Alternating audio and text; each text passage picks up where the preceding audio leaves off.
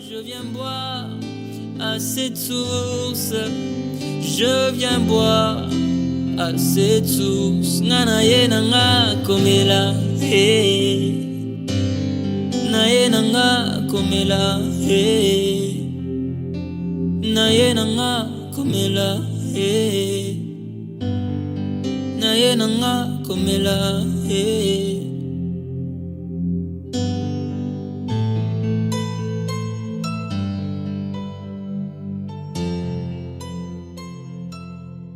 Ce soir, nous allons voir la place des souffrances dans la marche avec le Seigneur Jésus. Si vous avez remarqué le thème, il est dit la place des souffrances dans la marche avec Christ. Christ veut dire oint. Pourquoi pas avec Jésus, mais avec Christ? Parce que Christ, c'est le oint.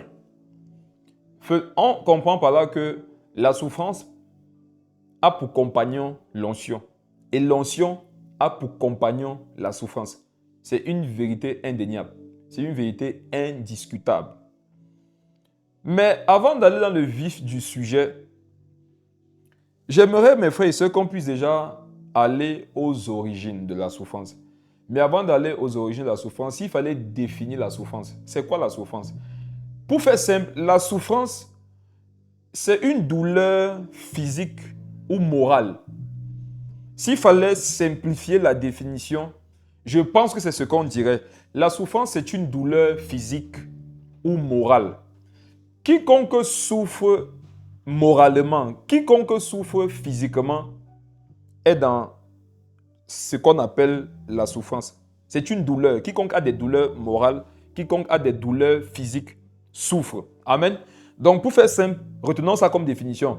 La souffrance, c'est une douleur physique ou morale. Ok. Donc, quelle est la place des douleurs physiques et morales dans la marche avec Christ? Avant d'y arriver, regardons l'origine. Mes frères et sœurs, avant qu'on ne prenne le passage que je voulais qu'on lise, je voudrais que nous soyons clairs sur une chose. Dieu ne prend pas plaisir à voir les gens souffrir. Amen. Dieu ne prend pas plaisir à voir les gens souffrir. Et il y en a parfois qui nous posent la question à nous chrétiens, si Dieu existait, pourquoi il y a les souffrances dans le monde? Pourquoi il y a des guerres? Pourquoi il y a des famines? Pourquoi il y a des viols? Pourquoi il y a des abus? Pourquoi il y a des trahisons? Pourquoi il y a des meurtres? Si Dieu existait, pourquoi toutes ces choses? Pourquoi ne peut-il simplement pas y mettre fin? Je vous réponds, vous qui vous posez cette question. Est-ce Dieu qui est à l'origine ou alors qui est acteur de ce que vous citez? Est-ce que c'est Dieu qui est à l'origine de la haine qui est entre deux personnes? Est-ce que c'est Dieu qui demande à deux personnes qui peuvent s'aimer selon ses commandements de se haïr? Non, non. Ce n'est pas de la faute de Dieu. Ce n'est pas Dieu le problème. Parce que lui, Dieu, sa parole nous demande de nous aimer, de nous pardonner, de rechercher la paix, de se justifier les uns les autres, de se supporter. Donc, normalement, si une famille, si un quartier, si une nation, si le monde écoutait les instructions et pratiquait le commandement de Dieu, il n'y aurait pas tout ce que vous avez cité parce que même Dieu est contre tout ce qu'on a cité. Pourquoi ne peut-il pas y mettre fin? Parce que Dieu nous a créés humains, libres. Nous ne sommes pas des robots programmés pour faire ce que Dieu veut. Regardons la preuve que Dieu voudrait qu'on soit heureux. Il y a des personnes qui ne croient même plus au fait que Dieu veut qu'ils soient heureux. Il y en a, ils ont comme l'impression que Dieu, en fait, le programme de Dieu sur leur vie, c'est qu'ils souffrent et qu'ils meurent. C'est faux. C'est faux. Pourquoi je sais que c'est faux? Parce que sa parole dit le contraire. Regardons ce que dit la Bible à ce sujet. Prenons le psaume 23. L'un des psaumes les plus célèbres de la Bible. Le psaume 23. Et à la maison, je t'invite à prendre les passages bibliques avec nous. Le psaume 23, le verset 6. Qu'est-ce que la parole de Dieu nous dit? La Bible dit que oui, le bonheur et la grâce m'accompagneront tous les jours de ma vie. Ça nous donne de comprendre que Dieu veut que nous vivions dans le bonheur, dans la grâce, tous les jours. Et la fin du verset dit « Et j'habiterai dans la maison de l'Éternel jusqu'à la fin de mes jours. » Donc, le programme de Dieu, c'est que nous puissions habiter avec lui pour toujours dans le bonheur, dans la grâce, dans la paix, dans le repos. C'est ça qu'on appelle le paradis. Le paradis, c'est un lieu où n'existe pas la souffrance. La souffrance n'existe pas au paradis. La souffrance n'existe pas au ciel. Dans la présence de Dieu, ce n'est que la paix, la joie, le bonheur, la grâce, d'éternité en éternité. On comprend que Dieu veut qu'on soit heureux. Dieu veut que tu sois heureux. Dieu veut que tu n'aies aucun souci. Si on prenait encore un psaume tout juste devant, le psaume 26, le verset 8, ma soeur. Psaume 26, verset 8. Allons 3 chapitres devant au verset 8. Psaume 26, le verset 8. Regardons d'abord que Dieu veut qu'on soit heureux. Dieu veut que tu sois heureux. Dieu veut que tu te maries. Dieu veut que tu aies les enfants. Dieu veut que tu n'aies aucune maladie. Dieu veut que tu construises. Je cite ça parce que c'est que pour toi, c'est d'abord ça le bonheur. Même si pour Dieu, ce n'est pas d'abord ça le bonheur. Mais même tu vois, même ça là, même ça, Dieu veut te donner. Dieu veut que tu aies ça. Mais au-delà de tout, Dieu veut que tu aies la paix du cœur. Dieu veut que tu aies la paix de ton âme. Dieu veut que tu aies la garantie de l'éternité. Le Seigneur voudrait que tu puisses vivre dans son repos. Un bonheur qui n'est pas matériel, mais qui est spirituel. Que ce soit un bonheur spirituel, matériel, interne, externe, Dieu veut que tu les aies. Que dit le psaume 26 au verset 8? Éternel, j'aime le séjour de ta maison, le lieu où ta gloire habite. Donc, Dieu veut qu'on vive dans sa gloire. Le Seigneur veut qu'on vive dans sa gloire. Et David disait que c'est là-bas que moi j'ai envie d'habiter parce qu'il sait ce qu'il y a là-bas. Psaume 27, verset 4. Dans la présence de Dieu, il y a des choses magnifiques, il y a des choses à contempler, il y a des choses admirables. Je prenais rapidement ces passages pour vous montrer mes frères, que Dieu veut qu'on soit heureux. La Bible dit que depuis le sein maternel, il a des projets de bonheur pour nous. Lorsque un homme et une femme font un enfant, avant même que cet enfant ne soit formé dans le sein de sa mère, Dieu a déjà des projets, non pas de malheur, mais de bonheur pour cet enfant. Quand Dieu forme ses projets sur quelqu'un, ce ne sont pas des projets de malheur. Ce sont des projets de bonheur. Je te le dis de la part du Saint-Esprit, Dieu veut que tu sois heureux. Dieu veut que tu sois en paix. Dieu veut que tu vives dans le repos. Le Seigneur veut que tu sois en bonne santé. Il veut que tu ne manques de rien. Le Seigneur voudrait que le jour où tu vas quitter cette terre, que tu le retrouves au ciel et que vous passez l'éternité là-bas. Et même avant que tu ne le retrouves au ciel, le Seigneur veut dire que sur la terre, que tu puisses vivre les prémices de ce qui t'attend au ciel. Dieu veut que les hommes soient heureux. Il veut que les hommes connaissent et vivent dans le bonheur. Cependant, quelle est l'origine du mal? Quelle est l'origine des souffrances que les hommes sont obligés de supporter aujourd'hui? Allons à l'origine et voyons des choses qui vont être pour nous des enseignements. Qui vont être pour nous des enseignements.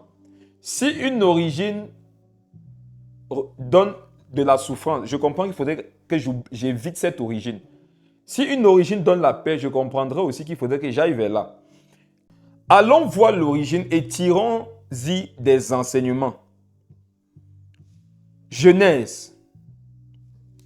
Si vous avez remarqué, dans Genèse, il n'y avait pas de souffrance.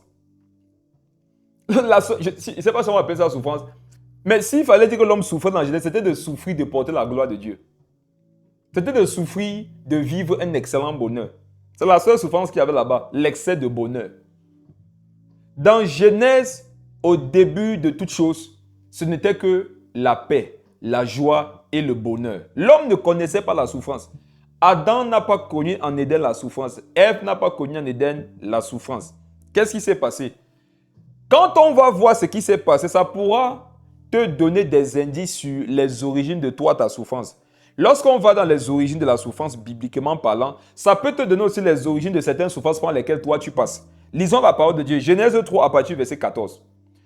Quand Adam et Ève ont désobéi à Dieu et ont mangé l'arbre de la connaissance du bien et du mal, au verset 14 de Genèse 3, voici ce qui se passe. L'Éternel Dieu dit au serpent, « Puisque tu as fait cela, tu seras maudit entre tout le bétail et entre tous les animaux des champs. Tu marcheras sur ton ventre et tu mangeras de la poussière tous les jours de ta vie. » On comprend qu'avant, le serpent ne mangeait pas la poussière et il ne marchait pas sur son ventre. Qui a remarqué qu'aujourd'hui le serpent marche sur son ventre? Ce n'était pas le cas avant. Qu'est-ce que ça veut dire? Le serpent sûrement avait des pattes. Ou alors il avait des ailes. Mais si une chose est sûre, le serpent ne marchait pas sur son ventre, comme c'est le cas aujourd'hui. Chaque serpent qui rampe aujourd'hui est en train de nous rappeler que un jour, l'homme à cause du péché a été frappé de Dieu. Verset 15. Je mettrai une inimitié entre toi et la femme, entre ta postérité et sa postérité. Celle-ci t'écrasera la tête et tu lui blesseras le talon. Voilà le châtiment, les punitions du serpent. Allons chez la femme. Il dit à la femme, j'augmenterai la souffrance de tes grossesses. On comprend par là que le plan de Dieu au départ, c'était que Adam et Ève puissent se multiplier et remplir la terre sans souffrance à l'accouchement. Si Adam et Ève n'avaient pas mangé l'arbre de la connaissance du bien et du mal, les femmes accoucheraient sans douleur. Le fait que les femmes aujourd'hui accouchent avec douleur, c'est la conséquence de la désobéissance. On comprend par là que si je désobéis à Dieu, dans ma vie où c'était prévu que je vais marcher, je vais ramper. Amen. Si je désobéis à Dieu, où c'était prévu que je passe sans problème, un talon va écraser ma tête. On comprend par la parole que, où c'était prévu que les femmes accouchent simplement, aujourd'hui, il faut qu'elles souffrent. Qu'est-ce qu'on n'entend pas lors des accouchements aujourd'hui? Oh, il y a eu déchirure. Elle est morte sur la table. L'enfant est né, mais il est mort. Mort-né. Parfois, la maman meurt, elle laisse son enfant.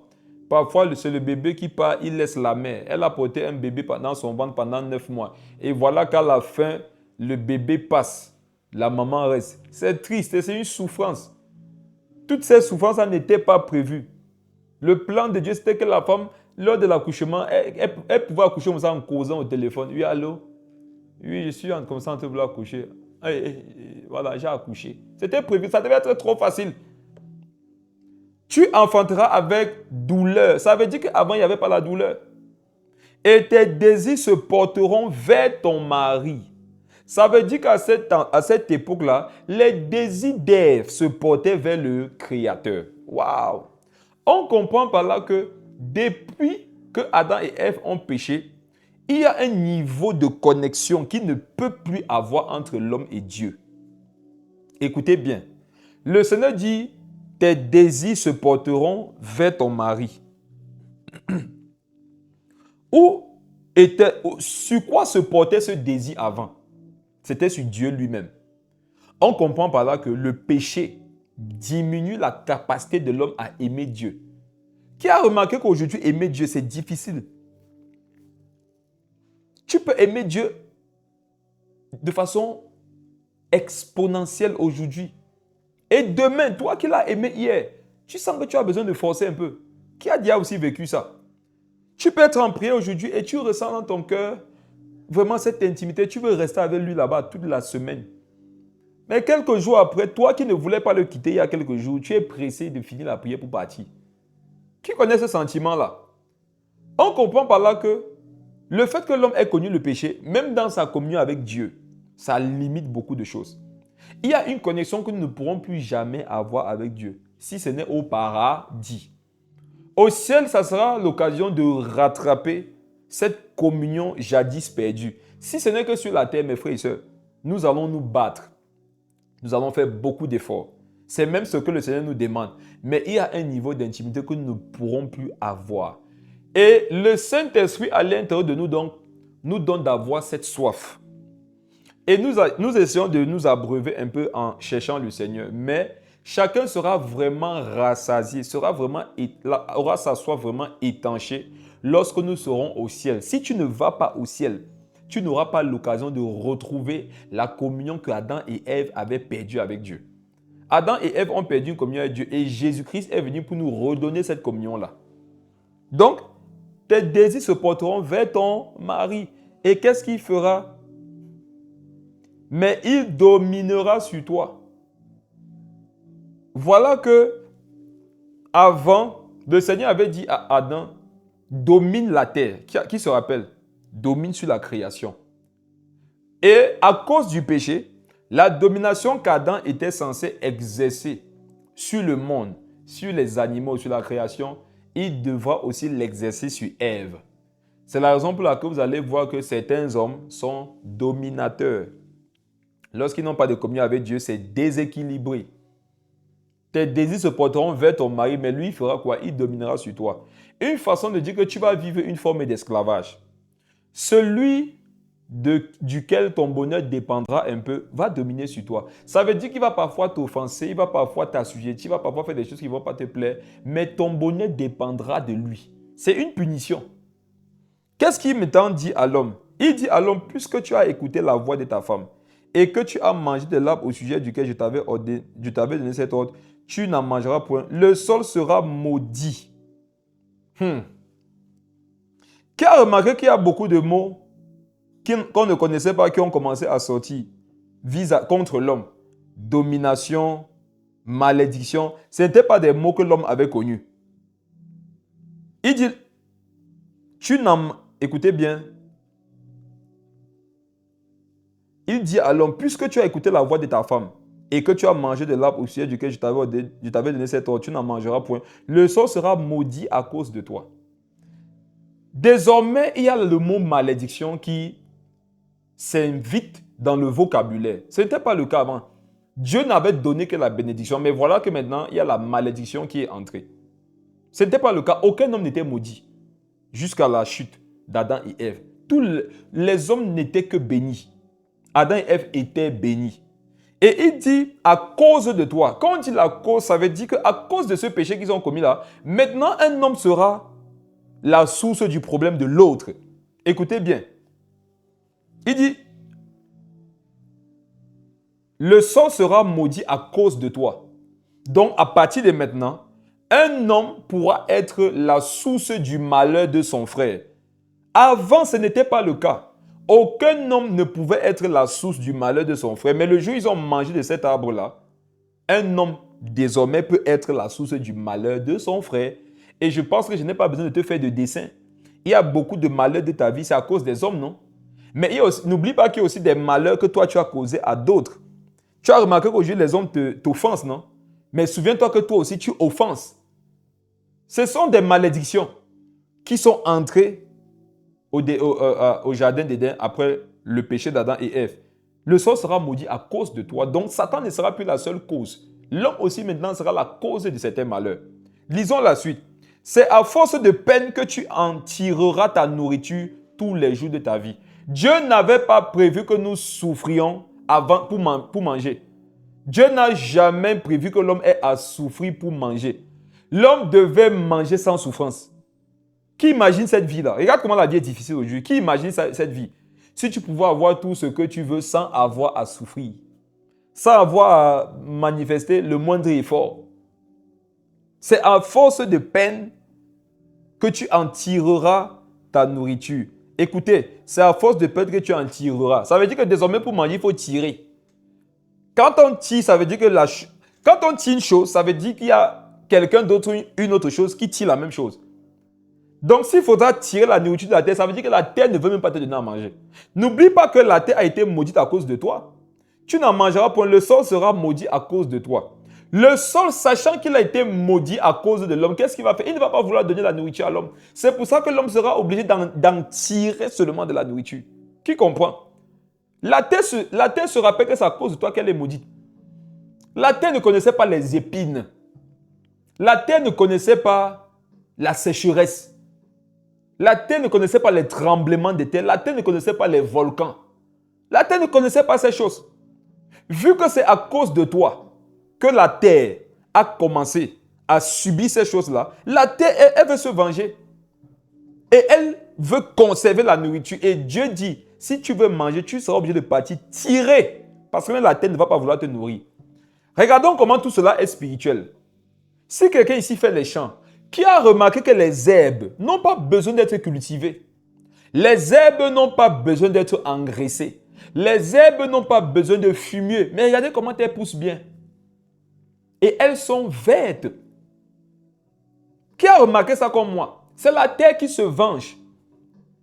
Mais lorsque tu sèmes une plante importante pour toi, une plante qui peut te nourrir, il faut un suivi méticuleux.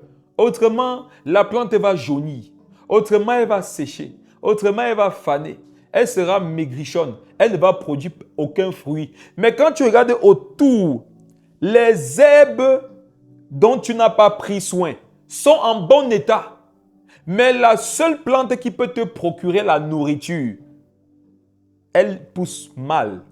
Elle est en mauvais état. Il faudrait que tu la cajoles, que tu l'arroses, que tu lui donnes de la nourriture, les engrais, les vitamines pour espérer récolter quelque chose de bon. C'est spirituel, mes frères. N'est-ce pas que c'est la même terre qui produit les herbes et les plantes que nous mangeons? Mais pourquoi il y a ce combat? Pourquoi il y a cette différence-là? C'est parce que la terre a des choses contre nous. Et la situation s'est empirée quand Caïn a tué son frère. Voilà maintenant que la Bible dit que la terre, quand le Seigneur a parlé à Caïn, il dit, où est ton frère? Parce que la terre crie. En fait, son sang crie vengeance de la terre. La terre ne connaissait pas le sang innocent. Voilà que maintenant, elle le connaît. Ça a encore empiré la situation. La première fois que le sang innocent a été répandu sur le sol, ça a encore davantage souillé le sol. C'est la raison pour laquelle il fallait que Jésus vienne et que son sang coule aussi jusqu'à toucher le sol. Ça pourra faire l'objet d'un partage un jour. Je suis resté un jour, j'ai une vision et je voyais le sang de Jésus toucher le sol. Et le Saint-Esprit m'a expliqué que si son sang n'avait pas touché le sol, jusqu'aujourd'hui, les chrétiens seraient maudits de la terre. C'est en Jésus qu'aujourd'hui, nous sommes bénis de la terre. C'est par les souffrances de Christ qu'aujourd'hui, nous pouvons être bénis de la terre. Sinon, la terre ne veut pas nous bénir. Sinon, la terre ne veut pas nous donner à manger. La terre est spirituelle. La terre entend. La terre parle. La terre a des émotions. Prenez ce que je vous dis au sérieux. Vous devez parler aux terres où vous habitez. Vous devez parler aux terres que vous cultivez. Vous devez parler aux nations dans lesquelles vous vivez. Je suis très sérieux. La terre est spirituelle. La terre parle. La terre a des émotions. La terre voit. Vous habitez dans certains endroits où on a proclamé des malédictions sur les terres. Et quand vous arrivez là-bas, vous vivez des difficultés et vous ne comprenez pas pourquoi. Le problème vient de la terre que vous habitez. Le problème vient de la terre que vous foulez chaque jour. Quand tu loues une maison, il faut parler à la maison. Il faut parler à la terre sur laquelle est bâtie la maison. Lorsque tu achètes un terrain, il faut parler au terrain. Dis au terrain, je ne sais pas qui a été ton propriétaire jusqu'à moi. Mais aujourd'hui, tu m'appartiens et je suis un enfant de Dieu. Dieu t'a créé pour mon bonheur. Dieu t'a créé pour mon avantage. Dieu t'a créé pour que tu me donnes à manger. Dieu t'a créé pour que tu puisses me donner une maison. Dieu t'a créé pour que tu puisses me permettre de reposer ma tête. Quel que soit ce qu'on t'avait dit, quel que soit ce qu'on t'avait donné qui peut me nuire, je t'ordonne au nom de Jésus de le rejeter. Toi et moi, nous devons collaborer parce que le Seigneur m'a envoyé pour toi et il t'a envoyé pour moi. Je vous dis, mes frères et sœurs, la terre entend. N'entrez pas dans des terres, vous commencez à bâtir comme ça. Non, non, c'est un manque de sagesse et c'est dangereux. Vous pouvez perdre tout votre investissement dans un endroit parce que vous n'avez pas parlé à la terre. Lorsque tu fais un commerce, avant de placer ton comptoir, ou bien quand tu as placé ton comptoir, parle au lieu. La Bible dit que la nature attend la révélation des fils de Dieu. Même la nature attend qu'on lui donne des révélations, qu'on lui donne des informations, qu'on lui donne des orientations. Prenez ce que je vous dis au sérieux. La nature attend que vous lui parlez. Le Seigneur n'a pas dit que les hommes attendent. Il a dit la nature attend avant un Adam de dire la révélation des fils de Dieu. Vous voyez les arbres qui sont autour de vos maisons. Ces arbres attendent des directives de votre part. Vous voyez la terre de votre quartier. La terre de votre quartier attend des instructions. Vous avez vu les champs, les feuilles, les fleurs. Ils attendent des instructions de votre part. Lorsque tu mets tes semences en terre, proclame la parole de Dieu dessus. Parle-leur. Déclare qu'ils croissent, qu'ils ne meurent pas. Si la terre est bonne, La Bible nous dit, la parabole des différentes terres nous montre que lorsque la terre est bonne, la graine pousse, n'est-ce pas? Il veut vous dire une chose. Cette semence-là, ce sont les paroles qu'on donne à un lieu. Tu peux arriver quelque part, la terre n'est pas bonne, elle ne donne pas de bons fruits. Tu arrives quelque part, ce sont seulement des difficultés. Ceux qui vivent là-bas, oh, c'est les couches de nuit. Ceux qui vivent là-bas, les gens ne font pas d'enfants. Les enfants ne naissent pas, ils ne gardent pas la vie. Là-bas, tous ceux qui entreprennent une activité, ça ne marche pas. Pourquoi? C'est parfois parce que la terre n'est pas bonne. Et tu dois proclamer à cette terre de devenir une bonne terre. Et maintenant, tu mets la semence. Et les gens seront curieux qu'à cet endroit où tout le monde a échoué, toi, tu es venu, tu as réussi. Et on pourrait même te taxer d'être un sorcier, mais ce n'est pas que tu es un sorcier, c'est que tu connais certaines lois. Tu connais certains principes. Donc, la terre sera maudite à cause de toi. Et c'est à force de peine que tu vas en tirer ta nourriture. Et aujourd'hui, en Christ, le Seigneur ne voudrait pas qu'on ait besoin de tirer forcément notre nourriture. Il voudrait que nous puissions prendre. Ou alors, il voudrait que nous puissions aller juste cueillir ce que la terre nous a donné. Vous qui faites des activités, ces activités que vous faites, ça représente une terre. Tu vois, cette activité que tu fais, c'est une terre. Tu dois parler à ton activité. Ce n'est pas la sorcellerie que je vous enseigne, c'est très biblique ce que je vous enseigne. C'est très, très biblique. Allez voir comment Jacob a prospéré. Qu'est-ce qu'il faisait? Il avait une façon de mettre les animaux ensemble. Et les animaux, par la vertu de Dieu, frères et sœurs, se multipliaient et avaient le pelage qui était avantageux pour lui, Jacob. Vous tous, si ça fait même 10 ans que tu es dans cette maison, il se peut que les maladies répétitives, là, c'est à cause du fait que tu n'aies pas parlé à la terre. Dis à la terre dans laquelle tu vis que je ne veux pas que tu connaisses la maladie. Le Dieu qui m'a envoyé m'établir sur toi s'appelle Jésus. Il est le Dieu de la guérison. Il est le Dieu de la bonne santé.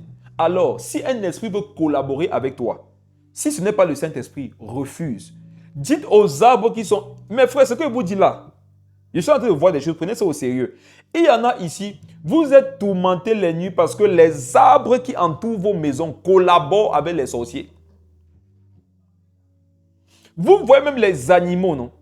Les animaux que les sorciers peuvent utiliser, ce sont des animaux qui ne sont pas consacrés. Quelqu'un va me dire qu'on consacre même les animaux. Oui.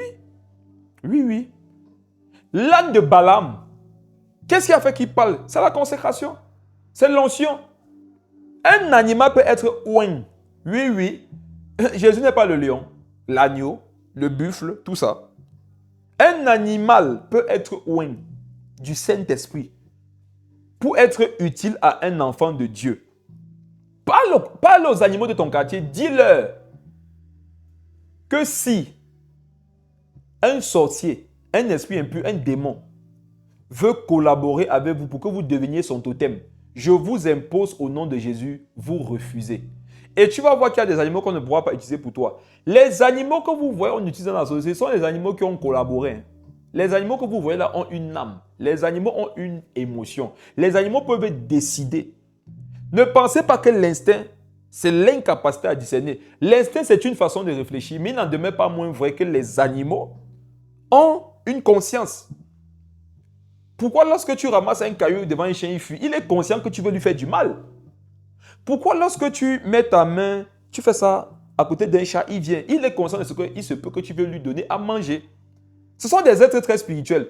Parce que quand on dit animal, pour toi, c'est un animal, c'est juste un animal. Non, un animal n'est pas juste qu'un animal. Un animal, c'est aussi un être spirituel. Pourquoi certains chantent dans les épines? C'est que la terre est fâchée. L'une des prophéties qui reposait sur Jérusalem, c'était que lorsqu'ils devaient revenir dans leur pays, la terre devait produire le fruit. Et mes frères, si vous avez remarqué, c'est l'un des signes qui annonce la venue du Seigneur Jésus. Si vous avez remarqué aujourd'hui, ce que produit Israël, c'est magnifique. Comme fruits, comme légumes, comme blé. Israël aujourd'hui produit beaucoup de nourriture. Pourtant, dans le temps, ce n'était pas le cas. Pourquoi? Parce que Dieu les avait maudits. Donc, quand Dieu leur a demandé de revenir, il a béni la terre. Lorsqu'une terre est bénie, elle ne peut que porter du bon fruit. Mais lorsqu'elle est maudite, elle ne peut produire que des épines. Le Seigneur nous en a parlé plusieurs fois. Si tu as remarqué que ta vie, ta terre est épineuse, ton commerce est épineux, le lieu où tu vis, c'est épineux, tu as l'impression que ta maison est hantée.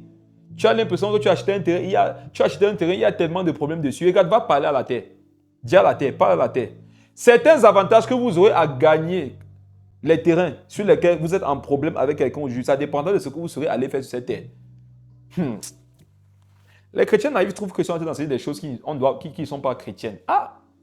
Chacun est libre de rejeter ou de recevoir ce que je suis en train de partager. Que font les sorciers souvent pour avoir certaines terres? Tu as tous les documents mis en rachis, même devant le tribunal. Pourquoi? Ils partent sur la terre là faire des choses. Ils partent te déclarer des choses. Et la terre manifeste leur volonté. Et ça arrive, cette tension démoniaque arrive jusqu'où on est en train de plaider pour savoir qui doit être propriétaire ou pas du terrain. Tu as un problème sur un terrain, mon frère va faire une veille de prière là-bas. Il te dit, proclame des choses là-bas.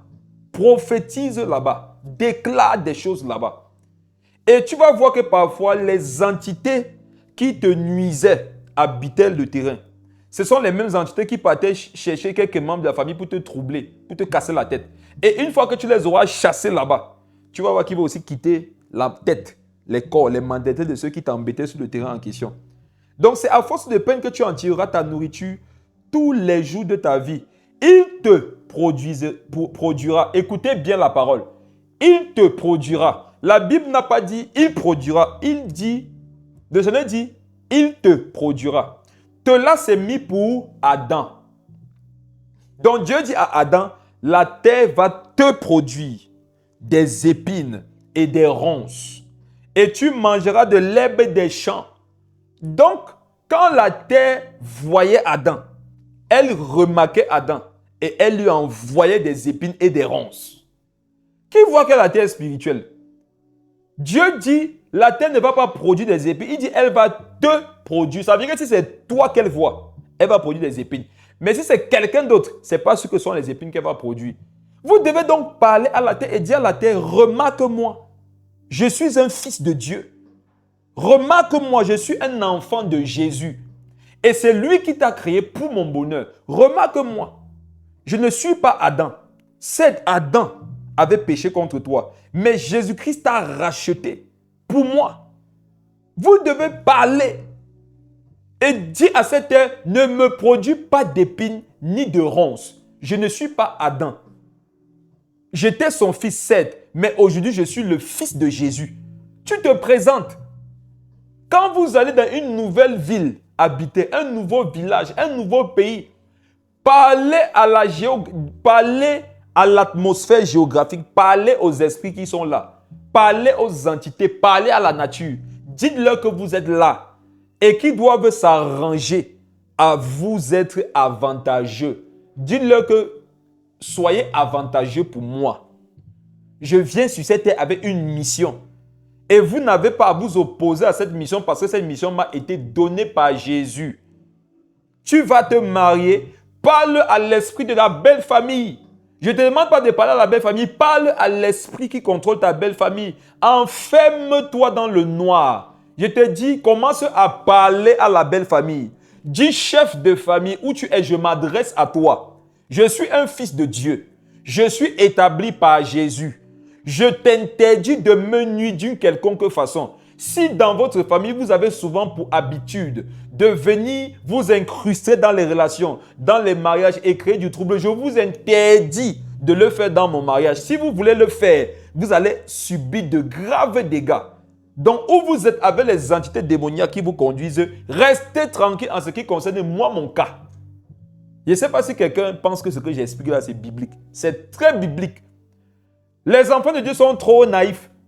Beaucoup vivent comme si le monde était simple. Le monde n'est pas simple. Allez lire l'introduction du livre des Proverbes. Quand tu lis l'introduction des livres des Proverbes au chapitre, on te dit que c'est la loi que Dieu a donnée pour donner aux simples du discernement. Donc être simple bibliquement parlant, ce n'est pas une qualité. Ce n'est pas une qualité d'être simple. Si tu es simple, on va te bouffer cru. Dans le spirituel, il faut être compliqué. Malheureusement, vous êtes né de nouveau et vous pensez que la vie va vous sourire comme ça. Vous pensez que les choses vont se dessiner. Non, non, non. Il y a des choses que toi, tu dois imposer. N'oubliez pas qu'au départ, l'une des choses que Dieu avait données à Adam, c'était la domination. C'est quoi la domination? La domination, c'est le fait que j'arrive quelque part, les choses ne se passent pas comme je veux et je change les paradigmes. Comment se passe ta vie? Est-ce que tu aimes la façon dont ta vie se passe? Si tu n'aimes pas la façon dont ta vie se passe, tu dois changer ça en tant que roi. Tu dois changer ça parce que c'est ça la domination. Quiconque a la domination ne subit pas les événements. Il crée les événements. Il impose les événements. Il écrit les événements. En ce qui moi me concerne, je n'accepte pas de vivre les choses qui ne me plaisent pas. C'est un mandat que Dieu a donné à ses enfants. Si tu es enfant de Dieu, si tu as le Saint-Esprit, tu as aussi cette liberté. Tu as aussi la capacité de ne pas subir, mais de faire subir. Et aujourd'hui, mes frères et sœurs, au fur et à mesure que le temps passe, les entités démoniaques ne cessent d'être plus démoniaques. Satan ne devient de plus en plus que Satan. Si toi, tu penses que dans ta naïveté, le fait de te lever le matin, tu as médité 5 minutes, tu as prié 10 minutes, tu sors, la vie va te réussir. Tu es naïf. Tu es trop naïf. Tu es dans un lieu de service. Tu as remarqué que quand tu es là-bas, tu n'es pas à l'aise. Qui te dit que c'est toi l'enfant de Dieu qui doit être à l'aise au travail? S'il y a quelqu'un qui doit être à l'aise, c'est tout le monde sauf toi. Pourquoi? Parce que tu as la capacité de parler à la tête du boulot. Tu as la capacité de parler à la tête de ton travail. Est-ce que tu sais que tu as même la capacité de contrôler ton patron? Oui. N'est-ce pas qu'il y a les sorciers qui envoient les patrons? Si avec leur petite sorcellerie, ils peuvent envoyer les patrons maintenant. Et toi qui connais cette loi, et toi à qui Dieu a donné cette loi depuis le commencement. Beaucoup d'enfants, je vous assure, quand vous allez aller au ciel, je ne sais pas s'il y aura le regret au ciel. Mais j'ai l'impression que comme ce que tu as perdu était tellement gros, tu vas regretter au ciel. Beaucoup vont se rendre compte que non, c'est comme ça que je pouvais vivre sur la terre, changeant les situations, mais je n'ai fait passer mon temps qu'à subir. Le Seigneur dit, la terre te produira à toi des épines et des ronces. Qui ici voudrait vivre dans des épines et des ronces? Qui ici voudrait vivre dans des épines? C'est quoi les épines? Ce sont les difficultés, les piquants, les blessures, les souffrances tout le temps. Ce n'est pas ce que Dieu a prévu. Si ça ne t'intéresse pas de vivre comme ça, toi, tu dois te lever. Mais frères et sœurs, vous ne croyez pas ce que la parole dit. La parole dit, la vie, la mort, la malédiction, la bénédiction sont au pouvoir de la langue. Tu vois ta langue là, quelqu'un peut se dire sa langue où il est. Tu vois ta langue là. La Bible dit que dessus, il y a la puissance pour maudire, pour bénir, pour donner la vie et pour l'enlever. Quiconque l'aime en mangera le fruit. Adam, si même la terre te maudit, tu vois que le fruit que tu manges là n'est pas bon. Déclare autre chose pour en manger un bon fruit. Donc, c'est à force de peine que tu en tireras ta nourriture tous les jours de ta vie. Une façon de dire que Adam, il n'y a pas un jour où tu ne vas pas souffrir pour manger. Tu vas souffrir tous les jours. Même les gens que vous voyez dans les bureaux climatisés qui roulent en Maybach là, ils souffrent. Tout le monde souffre sur la terre. Donc arrêtez de comparer vos souffrances aux gens. Vous pensez et vous avez des langages ingrats selon lesquels je suis venu accompagner les autres sur la terre. Pendant que tu dis ça, il y a quelqu'un d'autre qui te regarde, il dit la même chose. Si c'est ça, non? Chacun est venu accompagner quelqu'un sur la terre. Tu es venu accompagner, non? Oui, sache qu'il y a aussi quelqu'un qui pense qu'il est venu t'accompagner. Tout le monde souffre.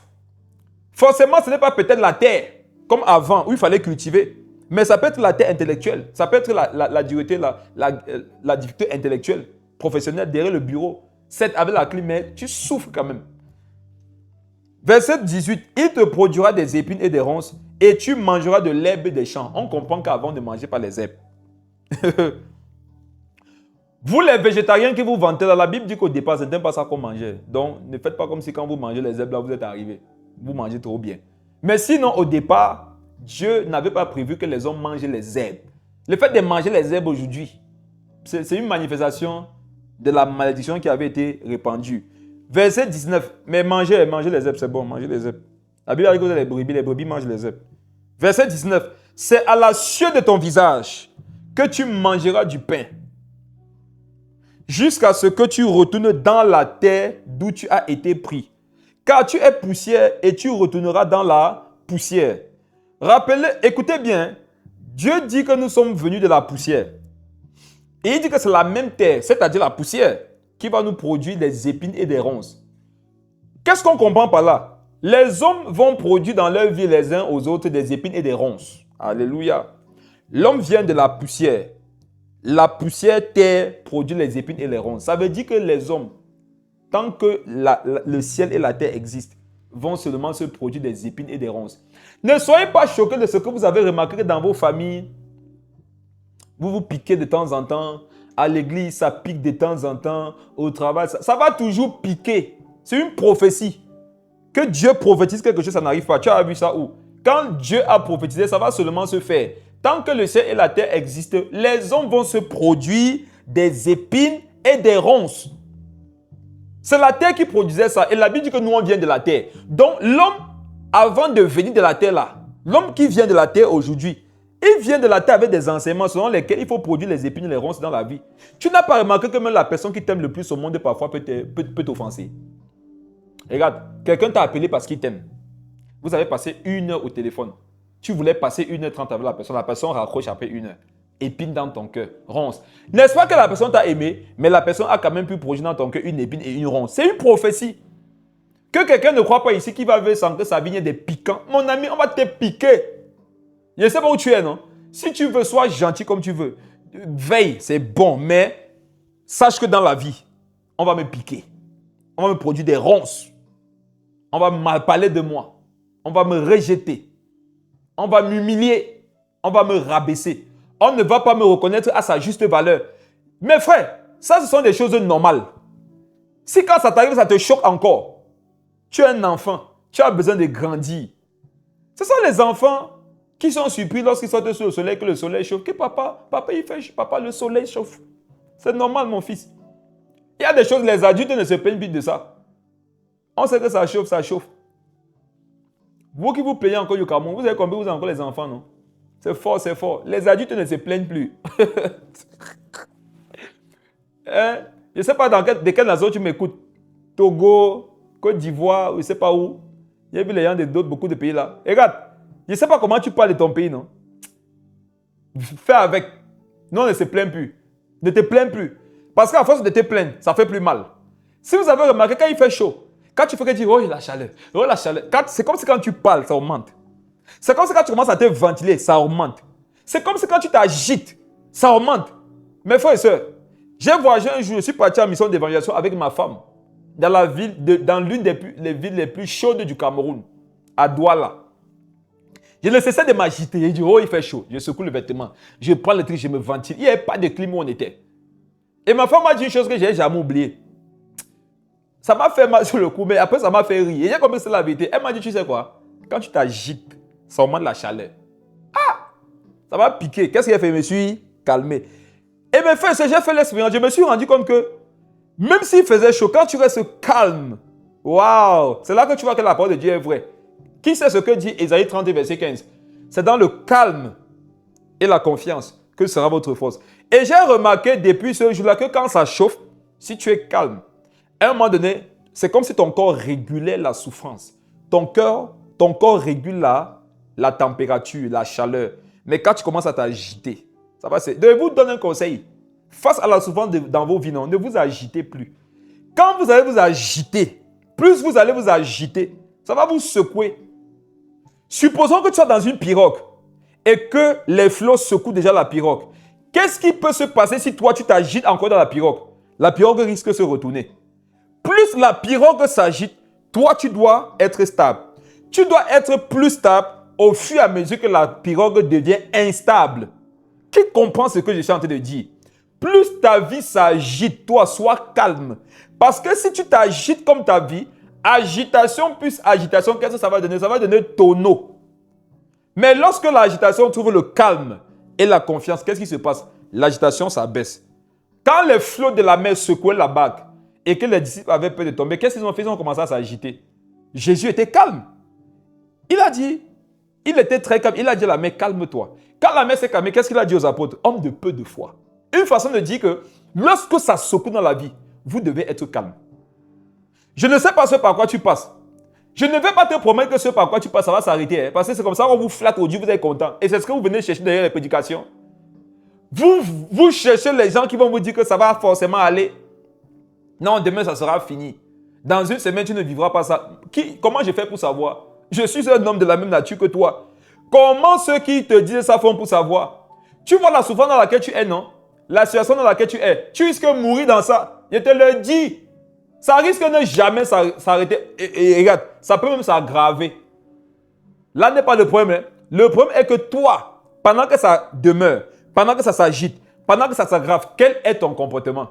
Regarde, toi, sois calme. Sois calme. Celui qui nous a donné le commandement d'être calme et confiant, c'est celui qui a le plus souffert de tous les temps. C'est celui qui a le plus souffert. Donc ne voyez pas les gens tout le temps, vous les voyez calmes, souriants, vous pensez que c'est parce qu'ils n'ont pas de problème. Hein. Les gens ont les problèmes. Une sœur est venue me voir un jour, elle m'expliquait ses souffrances. Elle trouvait qu'elle souffre trop. Et elle était convaincue que quand elle m'expliquait ce par quoi elle passait, j'étais surpris. Elle se disait que dans mon cœur, je me disais, waouh, quelqu'un peut souffrir comme ça et rester en vie. Je n'ai pas commenté ses souffrances. J'ai dit que je vais te partager, je vais te partager la dîme de mes souffrances. Quand je lui ai partagé la dîme de mes souffrances, elle a commencé à avoir pitié. Moi, elle dit, papa, tu fais comment? Tu pleures. Il y a que tu pleures sur qui ne pleure pas sur ma vie. C'est mon deuil, non? Si je ne pleure pas mon deuil, qui es-tu pour pleurer à mon deuil? Dites à vos amis qui viennent dans vos deuils, pleurent plus que vous là, que mon ami. Si tu as vu comment il ne pleure pas, il faut te calmer. Si elle pleure, pleure. Mais si elle ne pleure pas, calme-toi. Il lui a dit, calme-toi. Elle a commencé elle était triste par rapport. Il a dit, vous ne le savez pas ce que les gens supportent. Donc, quiconque attend de ne pas avoir des problèmes pour être heureux sera malheureux toute sa vie. Parce que tant que tu es sur la terre, il y aura des épines et des ronces. Quiconque attend que sa vie change pour changer son humeur va attendre cela longtemps. Je vous dis, manifestez le contraire des humeurs que la vie veut vous imposer pour vous rendre triste. C'est quoi un homme spirituel? C'est quelqu'un qui décide de rire alors que tout est réuni pour qu'il pleure. C'est quoi une femme spirituelle? C'est quelqu'un qui décide de sourire alors que tout est réuni pour qu'elle soit dans les lamentations. Ne pensez pas que le bonheur, c'est l'absence de problèmes. Le bonheur, c'est quelque chose qu'on choisit dans les problèmes. Qui comprend ce que je suis en train d'expliquer? La paix, ce n'est pas l'absence de situations compliquées. La paix, c'est un état d'esprit dans lequel je choisis de vivre, quel que soit ce qui se passe dans ma vie. Et quand vous voyez quelqu'un qui a choisi la paix de Jésus, vous pouvez penser qu'il n'a aucun problème, mais s'il t'explique, tu vas être surpris. Voici comment beaucoup raisonnent. Et c'est un raisonnement de méchant. Il y en a, lorsque tu leur donnes 10 000 francs, ils se disent que s'il m'a donné 10 000 francs, ça veut dire qu'il a au moins 100 000 francs où il est là. Il y en a, lorsque tu leur offres un téléphone, ils se disent que s'il m'a offert un téléphone, ça veut dire qu'il a au moins 8 téléphones où il est là. Tellement leur cœur est mauvais, ils se disent que pour poser des actions dans la vie, il faut être à un tel niveau de vie, il faut être à un tel niveau d'abondance. Or, il y a des personnes qui t'ont donné 10 000. C'était tout ce qu'ils avaient pour vivre. Un homme spirituel, c'est comme ça qu'il vit, dans cette interprétation. Je vous donne ce conseil, choisissez aujourd'hui d'être heureux. Choisissez d'être en paix. Il y en a jusqu'à quand vous allez prendre les difficultés par lesquelles vous passez pour pourrir vos journées. Regarde, tu ne cesses de vieillir. Ton temps, les années se succèdent. Les mois passent. Les semaines passent. Tu es là. Tu gardes le même mauvais caractère. Tu gardes la même tristesse. Parce que tu dis que tel domaine de ma vie n'a pas encore changé. Qui te dit que ça va changer? Si le domaine de ta vie, écoutez-moi bien, si tu attends qu'un domaine de ta vie change pour que toi tu changes d'humeur, ça ne change pas. Toi, change d'humeur. Peut-être ton humeur changeante va changer la situation de ta vie que tu attendais de voir changer pour changer. C'est sorti. Et c'est pas ce que tu as compris. Tu attends que tel domaine de ta vie change pour que toi tu changes. Si tu vois que ça ne change pas, non, toi change le premier. Et ça va changer la situation. Et c'est comme ça que le Seigneur attend que nous vivions. Parfois, Dieu attend que tu te réjouisses d'une situation avant de changer la situation. Mais toi, tu imposes à Dieu que non, change d'abord la situation et moi, je vais changer après. Ça ne marche pas comme ça. Lorsque tu pries, si tu crois que tu as reçu, tu le verras s'accomplir. Dieu n'a pas dit, attends de voir la chose s'accomplir pour être convaincu que tu l'avais reçu lorsque tu avais prié. Je ne sais pas si vous comprenez. Acceptez d'être heureux. Vous voyez vivre sans souffrir comment? Qui t'a menti? Qui t'a menti? Est-ce que vous savez que même manger, c'est une souffrance? En classe de cours moins 2, je n'ai pas oublié, je mangeais le poisson. Une arête est calée à ma gorge. Je suis tombé malade. Pour cause d'arête de poisson incrustée dans la gorge. On a fait des choses et des choses pour qu'il puisse recracher l'arête de poisson. Et regardez, qu'est-ce que je faisais pour risquer de perdre ma vie comme ça là? Je mangeais. Qui a déjà mangé si ça l'a étouffé? Une graine de riz, ça monte dans tes narines. Qui a vécu ça? Tu mangeais. C'était un bonheur. Mais voilà qu'une graine de riz dit, je vais lui donner un enseignement. Je vais enseigner ce monsieur. Peut-être qu'il bouffe le riz, il se dit que la vie est facile. Il y a une graine de riz qui sort de ta gorge. Et elle brave les obstacles. Elle brave les autres graines de riz. Elle monte dans ta gauche. Elle monte dans ta narine. Elle vient calisser. Et te voilà. On vient, on tape. On voit que c'est une seule graine de riz. Tu vois comment la graine de riz t'enseigne que la vie n'est pas facile, que même manger, c'est un problème. Qui a déjà mangé après il a eu les nausées? Qui a déjà mangé après la nausée? Est-ce que c'était prévu? Rien n'est que quelqu'un me cite un domaine de la vie ici où il n'y a pas la souffrance. Je vais te montrer qu'il y a la souffrance partout. La souffrance, c'est un cachet de la vie. Alléluia. Si la vie devait signer un document administratif, quand la vie va signer, tu vas voir qu'il y a une trace de son ADN qui écrit le mot souffrance. Demandez, vous qui connaissez la vie, peut-être demain vers 12h, si tu tombes sur la vie, dis vie. Cachez un peu mon document s'il te plaît. Quand la souffrance, la vie, autant pour moi, va cacheter le document, tu vas voir que parmi les traits qui forment l'ADN de la vie, il y a des traits qu'on appelle la souffrance. Quand quelqu'un souffre, voici au moins ce que ça nous enseigne. Ça nous enseigne que la personne est en vie. Amen. Lorsque tu ne souffres plus, c'est que tu n'es plus en vie. Au lieu de regarder la souffrance comme quelque chose qui va te déprimer, vois ça comme la preuve que tu vis. Et si tu vis, il y a de l'espoir. Tant que tu vis, il y a de l'espoir. La souffrance là te montre que tu ressens encore des émotions. Les fous ne sont pas conscients qu'ils souffrent. Mais toi, tu es conscient que tu souffres. Ça veut dire que tu es normal. La souffrance a ses avantages. On va voir ça par la suite. Pour l'instant, on est qu'en train de voir l'origine. Là, on n'est qu'au niveau de l'origine. Et on est dans Genèse, le chapitre 3. Retournons là-bas. Continuons la lecture. Excusez-moi.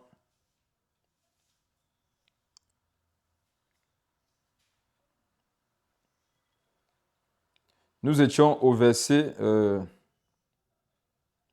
19.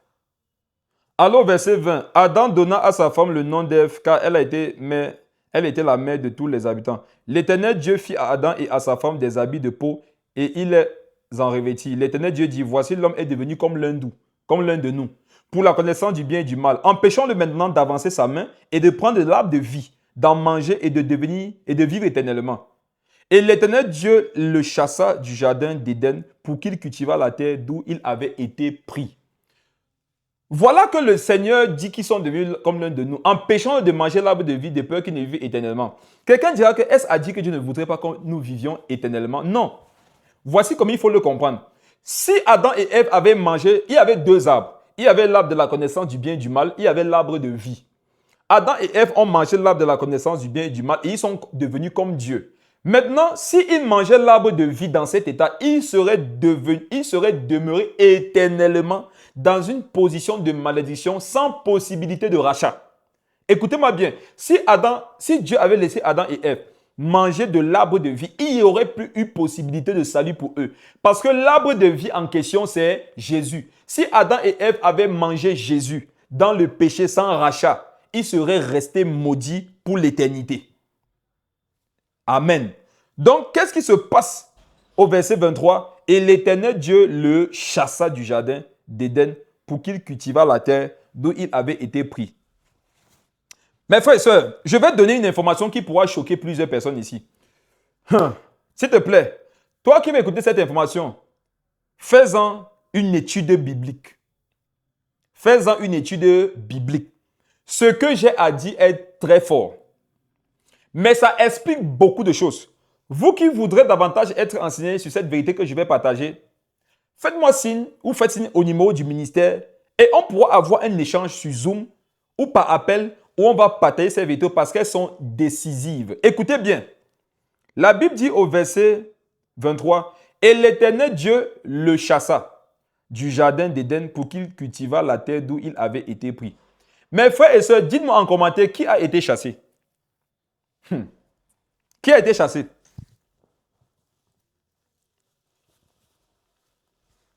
Je sais que beaucoup vont être surpris par ce qu'il va partager. Qui a été chassé? Nous sommes dans Genèse 3 au verset 23. Et l'Éternel Dieu le chassa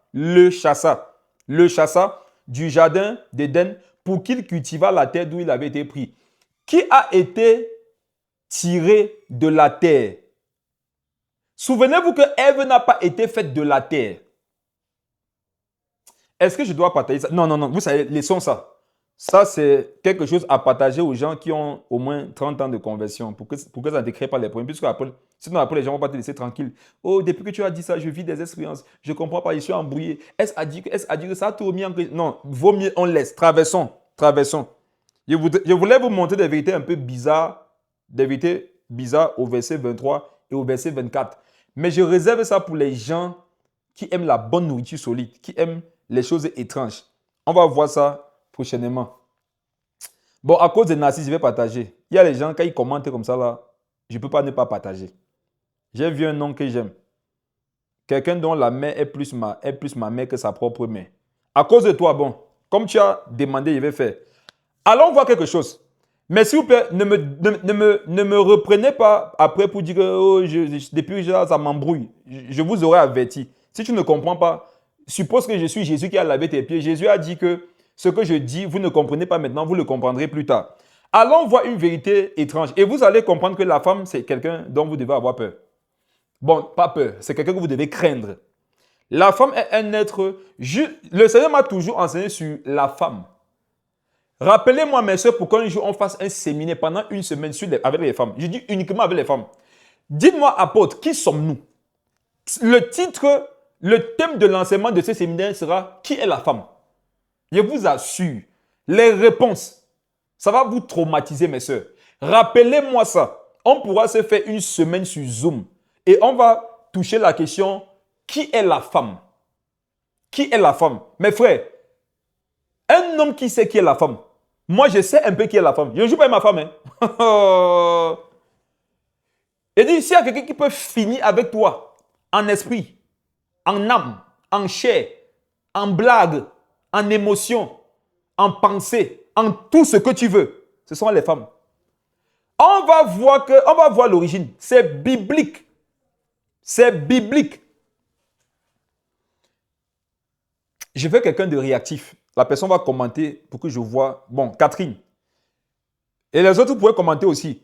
Oh, nous sommes dans Genèse 3, verset 23. Et l'Éternel Dieu le chassa du jardin d'Éden pour qu'il cultivât la terre d'où il avait été pris. Qui a été pris de la terre? C'est Adam. Qui a reçu l'instruction de cultiver?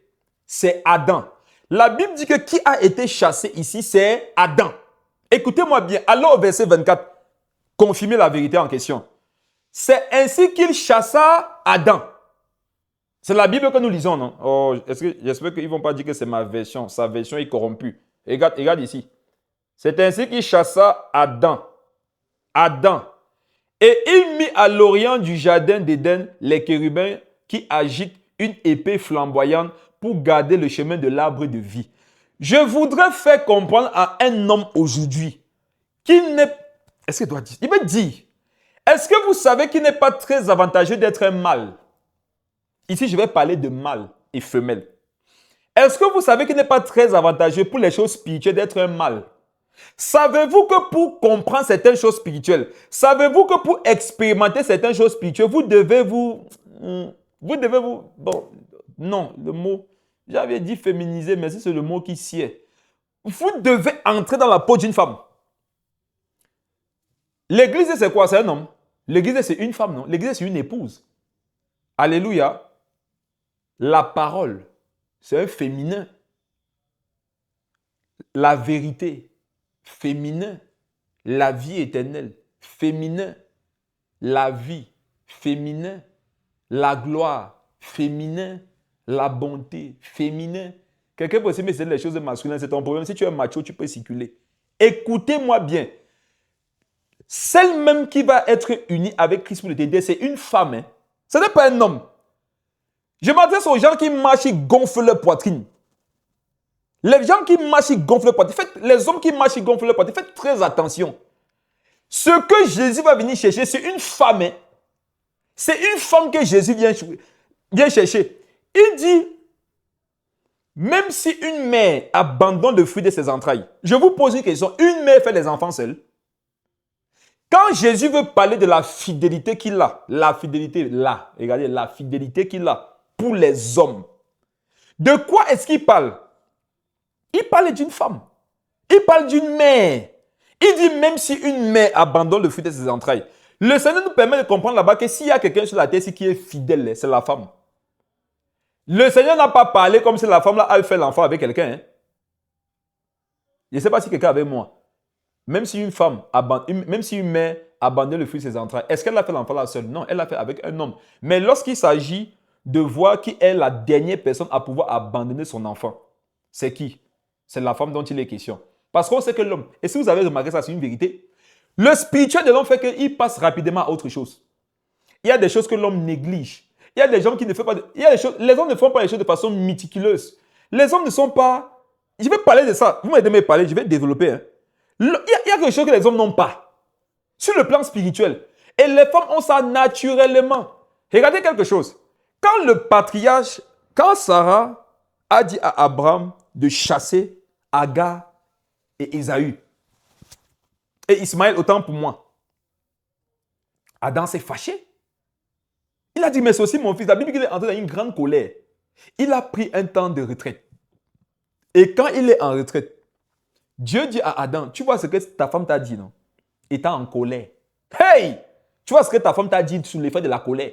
Va faire ça, c'est ça qui est ma volonté. Mais frères et sœurs, est-ce que vous savez que c'est qu'une femme dit en colère? Pour que toi, l'homme, tu puisses être dans le niveau de son discernement en colère, il faut parfois que tu sois en retraite spirituelle. Ah! Les femmes, je vais développer. Quelqu'un va dire que c'était le thème. C'est le thème qui a fait qu'on parle de ça. On sait que c'est le thème. Et si tu es trop thermique, tu peux te déconnecter. Mes frères, Abraham a eu besoin d'aller en retraite spirituelle pour que Dieu lui confirme que ce que sa femme a dit sous une certaine émotion venait de lui. On comprend par là que même quand une femme parle sous l'effet de la colère, parfois nous on dit que vraiment elles sont émotives, elles s'agitent. Il te dit, même ce qu'une femme dit dans cet état, quand tu es un homme spirituel, tu ne négliges pas. Ne te focalise pas sur la façon dont elle a dit, l'état dans lequel elle a dit. Regarde, qu'est-ce qu'elle a dit? Mon frère, il faut retenir ça. Il se peut que tu partes chercher Dieu pendant 40 jours de prière de jeûne. Il te dise la même chose qu'elle t'avait dit lorsqu'elle était fâchée. Je ne sais pas si vous comprenez. Il dit, c'est ainsi qu'il chassa Adam. Il a chassé Adam seul. Je vous le dis donc aujourd'hui, non? Après la chute, celui qui était chassé, c'est Adam. Ève l'a suivi par compassion. Hey! Ève a suivi Adam parce qu'elle savait que si elle laisse monsieur aller seul, il n'y aura pas de lendemain pour lui. Si vous avez remarqué, un homme, même s'il a quel appel sur sa vie, tant qu'il n'y a pas une femme à ses côtés, il va arriver nulle part. Je lis un peu vos commentaires pour voir s'il doit continuer ou pas, parce que peut-être il y a un collège de haine qui est en train de se développer contre moi. Et vous savez, si je sens un degré de haine de votre part, ça va plutôt monter mon envie de parler encore. Parce que moi, c'est comme si ce sont mes carburants, qu'on me hait là, qu'on me calomnie, qu'on me dénonce. C'est comme ça, c'est ça qui me chauffe même. Donc, commentez ce que vous voulez que parler. Écoutez-moi bien. Hein. Je voudrais que les hommes soient humbles. Suis-je en train de dire aux femmes d'être orgueilleuses? J'ai donné un enseignement à l'époque sur l'onction de Dieu manifeste chez la femme. Vous pouvez voir la première partie sur YouTube. La deuxième partie, l'enregistrement, il y avait eu un problème. J'avais donné un enseignement à l'époque, l'onction de la femme, l'onction de Dieu manifeste sur la femme. Vous pouvez trouver ça sur YouTube, sur notre page YouTube. Mes frères et sœurs, Ève a su que si elle laissait, Adam allait seul. Adam allait mourir. Vous savez pourquoi Dieu a fait en sorte que les désirs d'Ève se portent vers son mari? C'est pour qu'elle le suive. Si Dieu n'avait pas fait que les désirs d'Ève se portent vers son mari, elle serait restée en Éden. Adam devait aller souffrir seul. Parce que c'est lui qu'on a chassé. Le Seigneur maintenant voulant que Ève suive Adam, qu'est-ce qu'il a fait? Il a fait que ses désirs ne se portent plus vers lui Dieu, mais vers elle, mais vers lui Adam plutôt. Dieu a enlevé le désir que Ève avait de lui Dieu et il l'a mis en Adam. C'est ça qui fait qu'aujourd'hui, une femme peut avoir une puissante communion avec Dieu. Mais si elle n'est pas mariée, elle ne se sent pas totalement épanouie. Regardez une femme, elle crache le feu. Je t'assure, quand elle lève sa main comme ça, il dit, même les arbres ressuscitent. Donc on avait coupé un arbre, on a fait les planches. Tu vois ton canapé fuit dans ton salon. Ta commode fuit. Tu dis que mais l'électricité c'est des planches. Non, regarde, ça repart former l'arbre duquel ça venait. Je ne sais pas si quelqu'un voit. La femme a suivi Adam, Ève a suivi Adam parce que le Seigneur a voulu que ses désirs maintenant se portent vers lui. C'est ce qu'elle devait dire, Adam, mon chéri, à partir d'aujourd'hui, tu vas te débrouiller sans moi. Je vais rester en Éden, tu vas te battre. On se verra, si Dieu le veut, au paradis. Dieu a dit non, non, non. À partir d'aujourd'hui, tes désirs se porteront vers ton mari. Il va dominer sur toi. Pourquoi il va dominer sur toi? Parce qu'Ève sait que c'est lui qu'on a chassé. Si pendant qu'Ève parle avec lui, sachant que c'est lui qu'on a chassé, elle peut lui rappeler ça souvent et que, il ne faut pas me parler de cette façon. Hein. C'est toi qu'on a chassé. Moi, je suis avec toi. Qui a remarqué que malgré ça, jusqu'aujourd'hui, la femme, elle a toujours tendance à vouloir. Elle va un peu prier, ça va descendre. Après, ça va. Elle va méditer un peu, ça va descendre. Après, tu vas un peu donner les conseils, ça va descendre. Et c'est pas si vous avez vu ça. Mon frère, c'est ça la femme. C'est la raison pour laquelle les enfants ne doivent pas se marier. Si tu es un homme, tu es un enfant, ne te marie pas, tu ne pourras pas supporter, tu ne pourras pas manager. Est-ce que vous savez que les femmes, elles ne se comprennent pas? Se marier, non, c'est aider quelqu'un qui ne se comprend pas à se comprendre. C'est encadrer quelqu'un qui ne comprend pas le propre sujet de dissertation qu'elle est. C'est cultiver un champ humain qui ne connaît pas ses limites. C'est boire un vin humain qui ne sait pas s'il est fait de raisin ou bien de goyave. Je ne sais pas si vous voyez. Vous qui courez dans le mariage là, les petits garçons là, oui, vous les enfants qui courez dans le mariage là, ça chauffe. La Bible dit que celui qui vaut mieux se marier que de brûler. En fait, ce que Dieu ne t'a pas dit, c'est que le feu qui est dans le mariage, c'est pire que le feu qui te brûle pour lequel tu veux te marier. On t'a dit ça. Je te le dis ce soir. Le feu que tu fuis là, c'est l'étincelle. Quand tu vas te marier, là-bas, c'est le volcan. Donc, ne fuis pas la bûchette d'allumette en incandescence pour aller tomber dans le volcan. Mon petit, prends l'eau, tu verses sur toi, si ça brûle. Vaut mieux se marier que de brûler. Si tu veux vraiment te marier comme il faut, remplis bien les conditions du mariage. C'est ainsi qu'il chassa Adam et il le mit à l'Orient. Mes frères et sœurs, je vais à un autre niveau. La femme, l'homme par nature, l'homme était fait de la terre. La femme était tirée de lui. Comme la femme vient de l'intérieur de l'homme, la Bible dit qu'elle était faite du côté de l'homme, la côté, tout ça.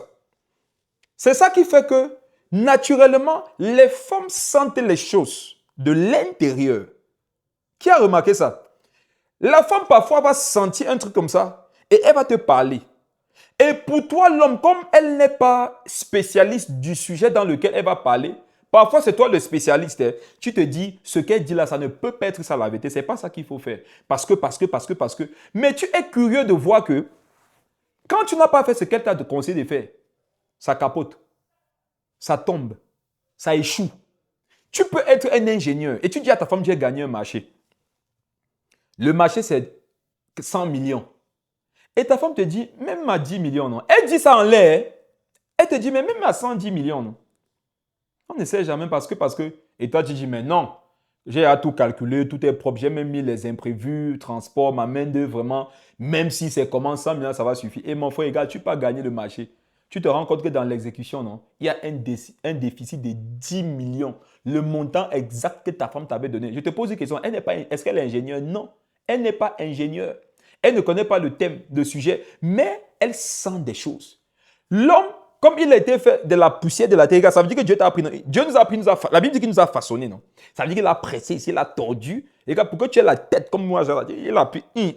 Maintenant, au niveau du cou, c'était la même largeur que la tête. Maintenant, Dieu est venu au niveau du cou, il a appuyé pour que le cou soit un peu plus mince. Et quand il est venu au niveau des épaules, il a encore tiré. Il a encore tiré à gauche, tiré à gauche, tiré à droite. Il a appuyé. Et au niveau des épaules, il a encore tiré pour sortir les bras. Et c'est comme ça que l'homme a été fait.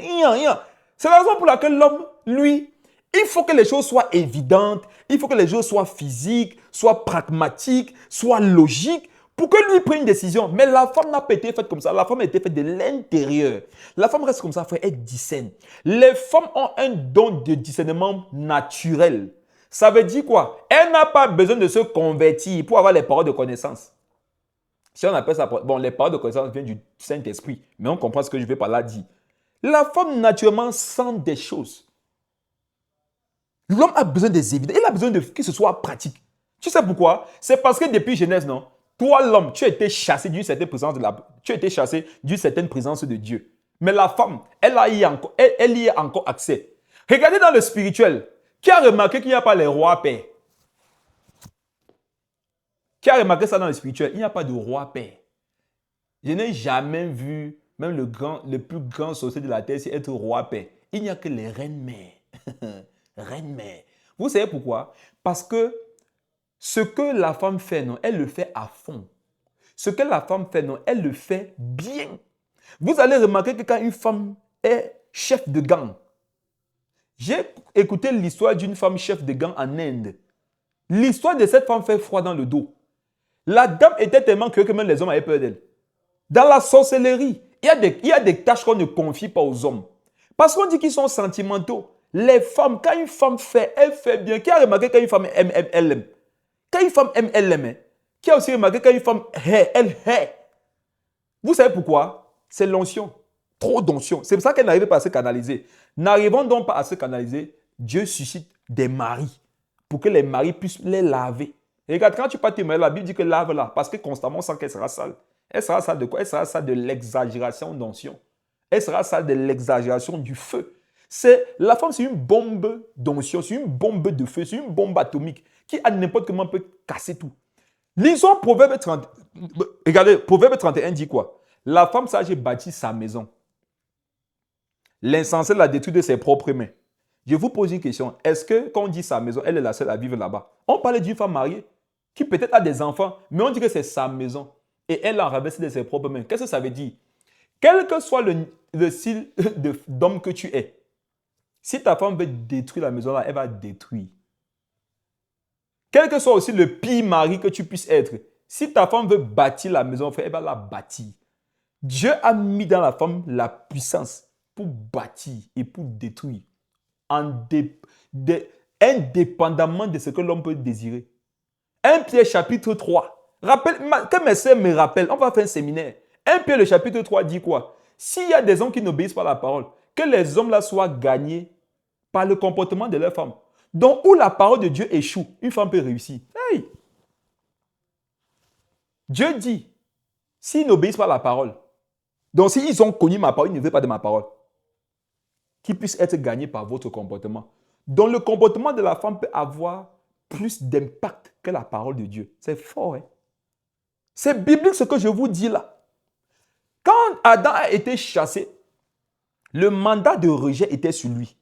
Le mandat de dureté des épines des ronces était sur lui. La femme écope juste parce qu'elle l'accompagne. Sinon, elle pouvait avoir un meilleur style de vie. Ève pouvait avoir un meilleur style de vie par rapport à Adam. Ce n'est pas à elle qu'on a dit qu'elle va cultiver. Ce n'est pas à elle qu'on va dire qu'elle... Parce que souvenez-vous, la Bible a dit qu'il te produira des ronces et des épines. C'est à Adam que Dieu s'adressait. Ce n'était pas à Ève. À Ève, la terre ne devait pas produire ces choses. C'est parce qu'elle accompagne l'homme qu'elle subit aussi. Un peu comme l'enfer qui n'a pas été créé pour les hommes. Mais comme les hommes suivent le diable, ils vont écoper aussi. Sinon, ce n'était pas pour eux. Ils vont écoper de l'enfer par suivi. La femme aussi subit la souffrance par suivi. Amen. Il y a des mandats, non, c'est sur l'homme. L'homme donc gagnerait à avoir à côté de lui une femme. Donc toi qui as l'âge, tu ne te maries pas là. Tu es en train de multiplier la malédiction de Genèse sur ta vie. Un homme qui a l'âge de se marier, la maturité pour se marier, mais qui ne le fait pas. En fait, il est en train de vouloir nous faire expérimenter la rechute du monde. Taguez-moi un bon célibataire qui voit son œil, qui comprend qu'il doit laisser Satan. Il y en a ici qui ne marchent plus dans le péché, non. Mais ce par quoi il marche encore avec Satan, c'est le célibat. Les célibataires en d'ici, soyez délivrés au nom de Jésus. Que Dieu vous localise où vous êtes. Même quand vous allez réécouter, que Dieu vous délivre du célibat démoniaque dans lequel vous êtes. Tout est réuni pour que tu puisses te marier. Tu ne te maries pas, pourquoi? Si ce n'est pas un esprit impur qui marche chez toi, tu vas nous expliquer ça comment? Il chassa Adam et il le mit à l'Orient. Et c'est maintenant là que Adam connut Ève. Vous voyez? Il est maintenant parti multiplier les gens qui devaient venir partager sa souffrance à lui. On comprend par là que Ève, qui comprend pourquoi la Bible dit que la femme est une aide? Qui comprend ça? Lorsque je viens aider quelqu'un, ça veut dire qu'il est dans une situation dans laquelle moi je ne suis pas. Alléluia. Une aide, c'est quelqu'un qui est dans une situation différente de la sienne. Pour que quelqu'un puisse m'aider, si je suis en train de me noyer, pour que tu puisses m'aider, il faudrait que toi, tu ne sois pas en train de te noyer. Le fait que la femme est une aide, c'est un message pour lui dire que femme, automatiquement, tu as un grand impact et une grande valeur à améliorer la vie d'un homme. Une femme donc qui n'améliore pas la vie d'un homme, mais qui empire la situation, c'est une sorcière. Vous comprenez ce que je suis en train de dire? Parce que le mandat qui est sur sa vie, c'est qu'elle, n'ayant pas été rejetée de la même façon qu'Adam, qu'elle puisse un peu embellir sa vie. Une femme donc qui n'embellit pas la vie de son mari, elle est d'abord loin de la mission divine que Dieu avait prévue pour elle et elle est en train de participer à l'œuvre de Satan. La femme est censée améliorer. Elle n'a pas reçu certains mandats de rejet. Adam, oui. Bon, je m'arrête là comme ce n'est pas le sujet. Si vous voudrez qu'on amplifie sur cette vérité, les sœurs, écrivez. Dites-moi, on se fera un bon séminaire et vous verrez que vous là, vous devez faire attention. Quelqu'un dira qu'il n'est pas bon de donner des vérités si délicates aux femmes. Parce que ça va faire en sorte qu'elles se prennent la tête. Ça va faire qu'elles soient insoumises. Non, c'est faux. Une femme qui a le Saint-Esprit, il faut qu'on lui dise ce qu'elle a reçu en étant un enfant de Dieu. C'est important que tu saches que tu as un pistolet dans ta main. Pourquoi? Tu peux appuyer à n'importe quel moment sur la gâchette sans t'en rendre compte. Je préfère dire à ma femme que regarde, dans ta main là, il y a un pistolet. Si tu ne fais pas attention, tu vas me tuer. N'est-ce pas, je suis ton mari, tu m'aimes, non? Tu m'aimes, non? Voilà, comme tu m'aimes, n'appuie pas sur ce petit machin-là. Parce que si tu appuies là-bas, c'est fini pour nous. Amen. Il y en a qui veulent qu'on fasse comprendre aux femmes que non, vous êtes là, vous n'avez rien, vous n'avez rien. Non, c'est faux. Il faudrait qu'elles sachent ce qu'elles ont dans la main. Elles feront attention. Quand une femme sait qui elle est, il y a des propos qu'elle ne laisse pas sortir de sa bouche. Mes frères, regardez-moi un être comme ça, qui peut porter en elle un autre être pendant 9 mois et elle ne meurt pas. Vous n'avez pas peur d'elle pour avoir peur de qui? Comment elle peut porter un être dans son sein? L'être là respire au travers d'elle. Il fait ses besoins au travers d'elle. Il mange au travers d'elle. Après, pas elle pousse. Le gars sort et elle vit toujours. L'homme peut supporter ça.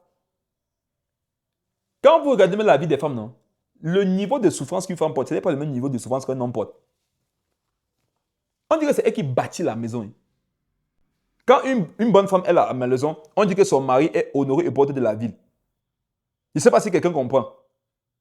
On comprend par là que l'image même d'un homme dehors, c'est le site de femme qu'il a dedans. Je m'adresse aux femmes ce soir. Les femmes, où vous êtes, commencez d'abord par applaudir pour vous. Maintenant, je vous dis une chose. N'attendez jamais que ce soit un homme qui reconnaisse votre valeur. Ils sont très mal placés pour ça. Écoutez-moi bien. N'oubliez pas qu'on les a chassés. Hein? N'oubliez pas que ce sont des chassés. Normalement, on chasse qui aujourd'hui? Ce ne sont pas les démons. Est-ce que j'ai dit que les hommes sont les démons? J'ai dit que normalement, aujourd'hui, on chasse qui? L'ordre aujourd'hui, c'est de chasser qui? Les démons, non? Mais qui a été chassé avant les démons? N'est-ce pas? C'est Adam. N'est-ce pas? Ce sont les hommes. Donc, quand un homme veut trop s'agiter, il faudrait que lui-même se rappelle que je suis l'image qui a préfiguré les démons. Parce qu'on m'a chassé un jour. Aujourd'hui, c'est eux qu'on demande. Aujourd'hui, c'est eux qu'on chasse. Si je ne fais pas attention, je vais redevenir un démon. Parce qu'un jour, on m'a chassé. Comme aujourd'hui, on me demande de chasser les démons. Mes frères, mes soeurs, les frères là-bas, circulez là-bas à côté. Mes soeurs, je ne vous parle pas le Saint-Esprit et pas la parole de Dieu. N'attendez jamais que ce soit un homme qui reconnaisse votre valeur. Pourquoi? Les hommes ne sont pas en bonne posture pour pouvoir reconnaître votre valeur. C'est votre Dieu qui sait qui vous êtes. C'est Dieu qui sait qui est la femme et quel est le rôle qu'elle joue auprès d'un homme. La vie des hommes fait qu'ils sont même parfois aveugles. L'homme ne peut pas voir comme il faut voir. Il y a des choses qu'il va voir, mais il y a plein de choses qu'il ne verra pas. Et toi, tu ne dois pas être blessé de ce qu'il ne voit pas. Ne sois pas blessé parce qu'il est aveugle. Il y a des choses qu'il ne peut pas voir. Tu vas attendre ça longtemps. Tu vas te frustrer pour rien. Tu vas attendre pour rien. S'il reconnaît, non, béni Dieu. S'il ne reconnaît pas, sache que c'est parce que son niveau de foi ne lui permet pas de pouvoir voir ça. Vous savez une chose, mes soeurs, vous êtes tellement spirituel que non. Pour voir ce que vous faites, il faut être spirituel comme vous. Or, nous là, on a été chassés. Ayez pitié, ayez compassion. Maintenant, celui qui n'a jamais été chassé, Dieu lui-même, c'est lui qui peut voir certaines choses. Donc, dans la vie d'une femme, il y a des choses qui sont tellement spirituelles que ces choses-là ne peuvent être visibles, ne peuvent être vues que par Dieu lui seul, que par les anges. Vous êtes tellement magnifiques que seules certaines choses dans vos vies, qu'il y a des choses dans vos vies qui ne pourront être appréciées que par Dieu et par les anges. Si tu n'attends ça que de la forme de la tête de ton mari, comme pour moi là, si tu n'attends ça que de la tête de tes frères là, en Christ là, ton frère de la même maison, Et dit, tu vas vivre triste. Hein. Tu vas être quelqu'un qui était censé vivre heureuse, mais à cause de ce qu'on va te dire, de ce qu'on va te montrer, tu vas vivre malheureuse. Ma soeur, tu es magnifique. Il dit que tu es mandatée, tu es une aide, tu es une bénédiction. Là, Paul dit dans 1 Corinthiens, je ne sais plus combien là, que c'est parce que la femme donne vie qu'elle est sauvée. Vous voyez, elle obtient la vie par le fait qu'elle donne la vie. Qui donne la vie? Ce n'est pas la femme. Dieu forme les hommes ou c'est dans le sein de la femme. Quand Dieu permet qu'une femme aille avec un mari pour qu'il y ait l'enfant, c'est seulement pour encourager les hommes. Sinon, lisez vos Bibles. La Bible dit que Dieu forme les enfants dans le sein de leur mère. Écoutez-moi bien. La Bible dit que Dieu forme l'enfant dans le sein de la mère. Quand une femme part avec un homme avant que l'enfant vienne, c'est seulement pour que l'homme ne se sente pas lésé. C'est pour qu'il soit aussi un peu encouragé. Sinon, Dieu peut faire les enfants sans les hommes. Hein. Son propre fils est venu comment? Ça vous donne pas d'enseignement. Le fils de Dieu lui-même est venu comment? Sans rapport sexuel. Donc, homme, quand tu peux avoir les rapports avec ta femme, après à l'enfant, il faut être très humble qu'elle accouche. Tu dois lui donner les cadeaux. Parce que dans l'affaire, non, toi, tu es une décoration. Décoration. Hein? Décoration. Quand ils entendent ça, ils vont m'attaquer après. Voilà les gens qui incitent les femmes à être insoumises. Voilà les gens qui incitent. Si ce que je dis, si ce que je dis incite les femmes à être insoumises, comment moi, je peux venir expliquer ça vu que je suis marié? N'est-ce pas? Si c'était un inconvénient, je devais cacher cette vérité. Puisque moi, je suis marié. Mais quand je t'explique, c'est parce que mon ami, il y a des avantages derrière. C'est une bonne chose qu'elle le sache. C'est important que ta femme sache qu'elle est l'éléphant. Toi, tu es une brebis, elle est l'éléphant. Dis que ma femme, tu es un éléphant. Si comme toi, tu te tournes là, tu vas m'étouffer. Tu vas m'étouffer. Mais toi, tu veux cacher à ta femme qu'elle est un éléphant. Si la nuit, elle se tourne sur toi, si elle se tourne sur toi, tu vas dire quoi? Et vous voyez plus les hommes commenter. Ne commentez pas, quittez même la terre. Vous allez voir que tu vas susciter d'autres hommes. Partez. Mes soeurs, séminaire. Spécial séminaire pour vous. Là, on était sur l'origine. Dieu nous a conduits autrement. On va s'arrêter là pour aujourd'hui, à cause du temps. Qu'est-ce que je dis? Jeudi, on va continuer par la grâce de Dieu à 20h. Jeudi à 20h. Jeudi à 20h, on va continuer. On a vu aujourd'hui que Dieu veut qu'on soit heureux. On a vu l'origine. C'est le fait qu'Adam et Ève aient désobéi. Mais on n'a pas fini avec les origines. On va continuer dessus prochainement. On va voir les solutions que Dieu a apportées. Et ça va nous amener sur Christ, sur Moïse. On va découvrir beaucoup de bonnes choses. Et je crois que parallèlement, il y aura toujours des vérités comme ça qui vont sortir. En attendant que les hommes soient bénis et que les femmes soient plus que bénies. Que les hommes aient la grâce de Dieu et que les femmes aient plus que de la grâce de Dieu.